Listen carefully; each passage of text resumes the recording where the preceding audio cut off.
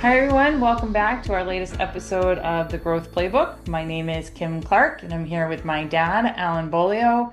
Today's episode, we're going to be talking demographics, and we're going to be talking about a shift that's going on in demographics, and start by looking more specifically at the United States and then expand our view across the globe. So, Dad, looking forward to talking through this with you and learning about the implications of the demographic shifts that are occurring. Okay, thanks, Kim. I'm excited about it too because something good is happening in this country. I think it's good. So I should probably say I think it's good. Not everybody's going to think it's good. Um, One of the things that we've been talking about for years is the aging boomers, baby boomers. And let's define that just so everybody's on the same page.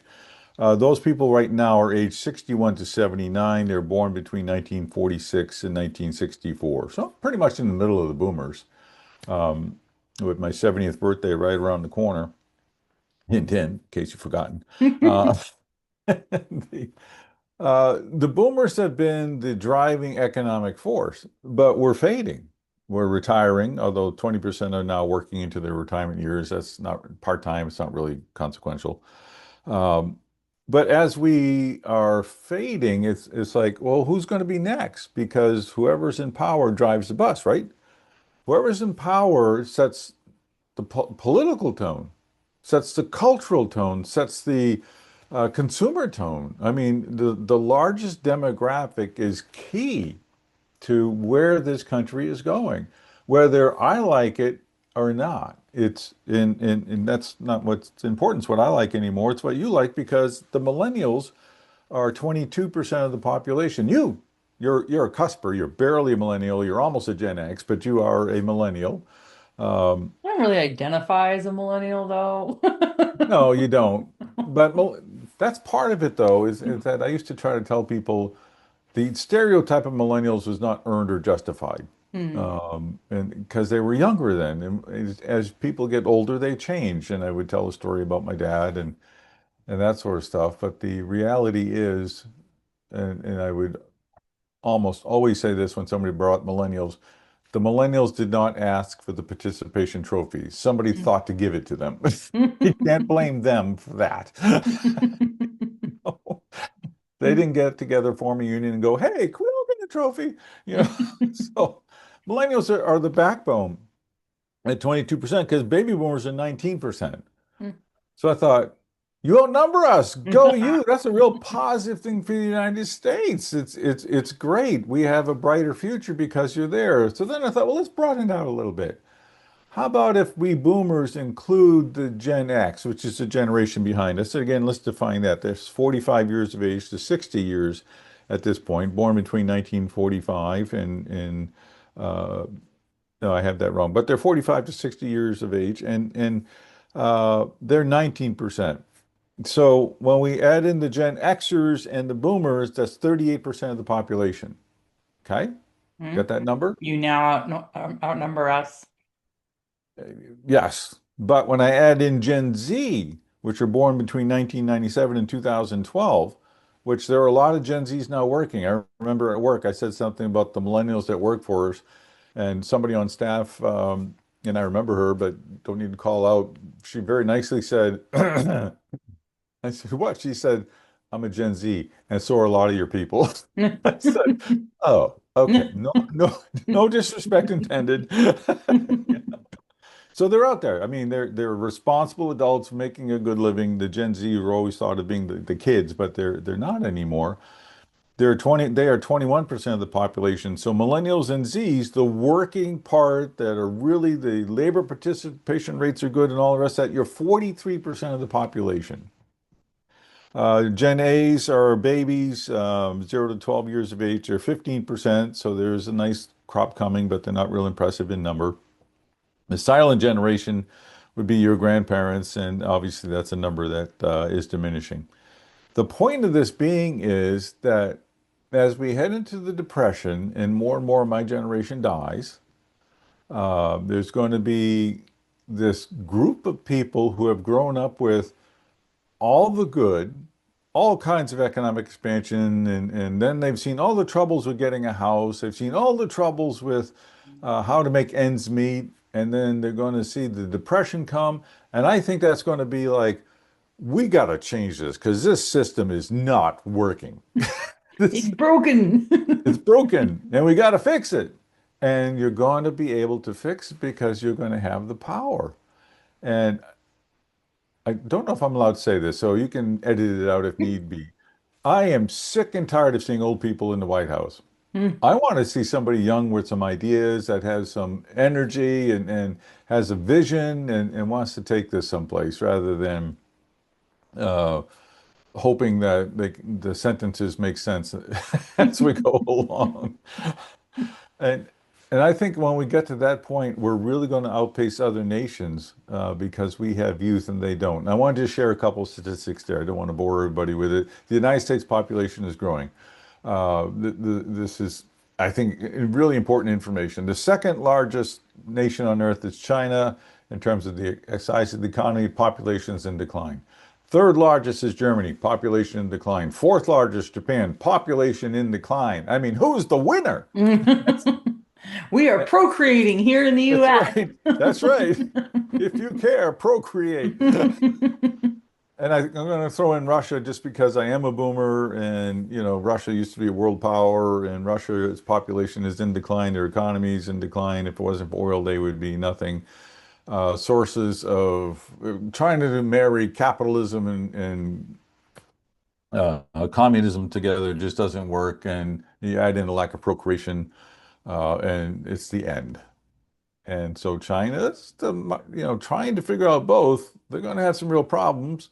And Russia is going to have some real problems. Other places where there's been trying to blend communism and demographics together are going to have a problem. Vermont comes to mind. I mean, that's going to be that's going to be a problem. Um, all I'm trying to say is these numbers excite me, and I'm glad to see them because the United States has a lot of natural resources, but our most important one is our people, and I think we tend to forget that. And our people are going to have an opportunity to make changes, and I believe in your generation and the one to follow, Z's, that you'll make changes that are right for you, and changes, therefore, that will be right for the nation because you will be the nation. Hmm. Just don't kick me out of the nursing home. That's all I ask. Too We expensive. need, Oof. that's right. We need the space. Step into this line, don't ask what it's about. Just, The jar of honey. that's right. You remember I that. do. It left an impression. Well, I'm excited. I'm happy today. I want to share the happiness that, and for people who are down on millennials, get to know them. You and I know you technically are one, but you and I worked with lots of young people over the years. There's lots of really smart young people out there who have a good balance of life, a good view of life, a good head on their shoulders. And there are a lot of hardworking people out there that are millennials and Zs now. Let's give them some credit and let's look to the future. Agreed. I would say I'm thinking through all the vendors that I work with all my different clients, and the average age, I'm gonna guess, is probably around 37. So those would be the millennials, Wow. right? That's cool. I like that. Yeah. Yeah. Yeah. Millennials. Yeah. And they are brilliant. I mean, they know all this technology and they know how to use technology to be effective and efficient. They're not, I mean, you know me, even I struggle with technology to some degree. And then I meet these guys and I'm just like, wow, you're like super smart and you know how to do this way faster than I was knowing how to do it. So I'm learning from them. And then I think too, so Chloe being 15, what generation does she fall under? Should be a Z, I Okay. believe. What's her birth year? 2011. Yep. Yep. She's like you, a cusper. She's just snuck into the Z, and she's on the old end of the Z's. Okay. So No, her and excuse me, the young end of the Z's. the young end of the Z's, Yeah, old end of the A's. So right on that cusp between Z and yeah, yeah, A. yeah. Okay. All of her friends in her circle of friends at school either already have jobs or are all actively looking for jobs for the summer. Go Like them. that's a I think back to, I don't think that was always a norm, right? And like I have Was for all, my generation. and then it went away for a little while, I feel like. It did. And then like all the neighborhood kids that are say 13 and up, they're all doing odd jobs around the neighborhood. They're doing yard work, they're doing window washing, whatever the case may, dog walking, dog grooming, whatever the case, like they're finding ways to get work even when they're not old enough to be driving themselves places at this point. And I think I've just been noticing it more and more lately. Like this growing work ethic that I feel went away for a while, and I'm just seeing it come back in the younger generations, which is really cool. It is cool. It's an energy. It's a forward movement. It's for somebody needs to pick me up today. This is it. Mhm. I like it. All right, so what are our ending thoughts? Uh, I think our ending thoughts are don't let the doom and gloom that people have about, oh, people today, we don't want to work. Labor participation rate is high, like I just told you. Younger people, as you said, are looking to work, wanting to work. They have a positive view of the future. It may be different than mine. It will be different than mine. I expect it to be different from mine, but mine was different than my dad's and certainly different than my grandfather's. So if you're of the mindset, well, they don't think the same, well, that's exactly right. And that's good because who got us in this financial mess? The boomers. So That's right. that's, that's I my like it. ending That's a thought. good ending thought. I think just to add to that, my ending thought would be same thought process, slightly worded differently.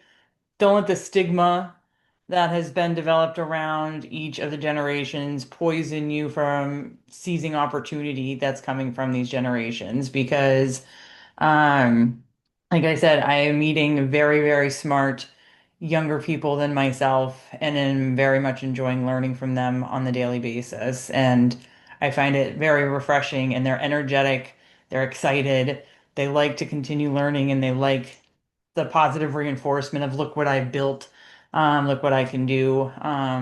So there's a lot of opportunity with the younger generations. Absolutely. Good thought. Excellent. Well, Dad, thanks for bringing it up. Love the positive note.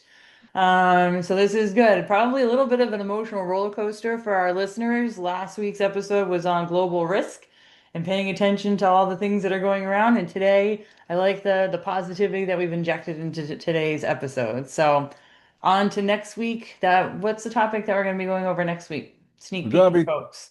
sources of government, federal government revenue. Ah, okay. This should be a good one. All right. Thanks, Dad. All right. Thanks, Kim. Talk to you soon. Yep. Bye.